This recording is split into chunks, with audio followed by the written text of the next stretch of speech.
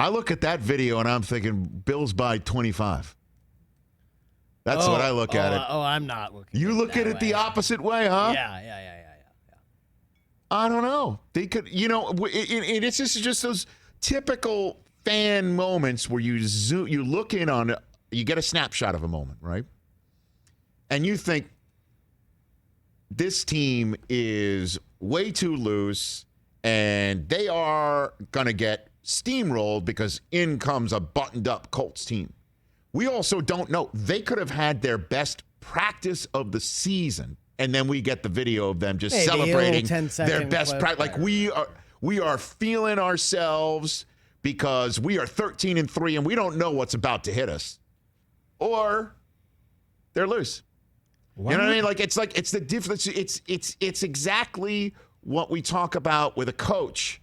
A coach who wins has full control of his team and locker room, like Sean McDermott. Sean McDermott was my coach of the year candidate coming in to the season, and I'm feeling pretty good about that preseason pick, 13-3, and I know that Stefanski, getting the Browns in for the first time since 2002, has got a lot of run. There's a lot of people mentioning Brian Flores should get the award because of the way the Dolphins switched quarterbacks and then almost made the playoffs. Matt LaFleur gets no run, but 13-3 for me. I think Sean McDermott, coach of the year stuff, and he's got a full, firm control of it. He's a player's coach watching this team do that. And then if he loses, you know what? You have no discipline. We need a culture change around here. Players just doing what they want to do, dancing to "Can't Touch This."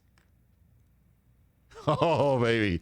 I, however, look at it as a team that is ready to crush.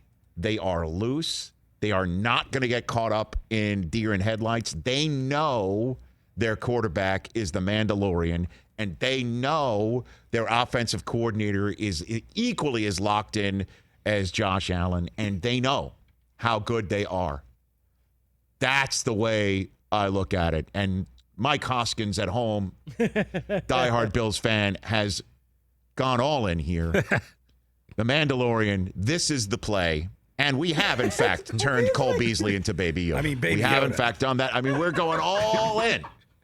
Going all in. I have spoken. Mike Hoskins at home, diehard Bills fan. He's out of his mind, as is the rest of the Bills Mafia. And as well they should, because they are really good, and they should win this football game. They should. They should win it. They are the better team. They are the better team. I said it. I think they are. They have the red hot quarterback. The hottest quarterback coming into these playoffs is clearly Aaron Rodgers. Okay. Outside of that, who's hotter than Josh Allen? You tell me. And you could even go toe to toe about Josh Allen is hotter than Aaron Rodgers. I was going to say, coming into these playoffs. You could make this case, but I can't sit here and say Aaron Rodgers is not the hottest quarterback. He's the MVP of the season, just coming up with 3-4 touchdown games like it's nothing. But so is Josh Allen. And that's what I see this team dancing around, having a good time. There will be people in this business, in this industry, who will talk about that like Baker Mayfield's on his phone or so-and-so's wearing their cap backwards. Whatever. It's the 21st century, and this is a loose team, and I'm sticking with that as opposed to they're about to get steamrolled. This is the way, says their quarterback, who is in the middle of the dance-a-thon with his red 17 jersey on. Can't touch him. Right? Diggs. Those guys aren't even alive when You Can't Touch This came out. And then his dance moves, they are, I can't sit here and criticize them. My children would not allow me with my dance moves to criticize. Look, the hip, he needs a little bit more hip rotation, I think, He's not going to be a finalist on The Masked Dancer. Let's just say that. Well, maybe he could. Hey, he might be able to. He's got the mask. The Mandalorian mask. The Mandalorian mask. Who's the Mandalorian? This will be, I'm telling you, this video is going to be discussed and dissected and whatever. Shouldn't be.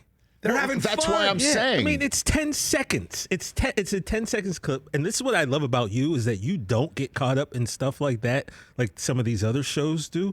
That like infuriates me that anyone could ever look at that clip and go, draw any conclusion other than there's a bunch of men out there who putting it on the line and they're playing a game and they're having fun. It's a 10-second clip of them having fun. They went 13-3 and they've got a home game and their fans are going to be allowed in, although it's only 6,700 of them, and they feel they know they're ready. Yeah, they know they're ready, and they're playing at the top of their game, and they can't wait to go out and take down the opponent and steal their souls. And this is one thing I love about this matchup. The guy coming in is Frank Reich. First time. They've won 13 games since 1991. It's a lot of Jim Kelly talk going on, and here's Jim Kelly's quarterback roommate coming in. I mentioned it yesterday. It's just like the only thing that he can, for him to come in and just totally douse the parking lot fires and to totally rain on the parade, however you want to put it, just when Bill's Mafia is feeling their oats for the first time since his era, the only thing that equates to it is Vrabel coming in and one and dunning Brady last year and pick-sixing the end of the Brady-Belichick era.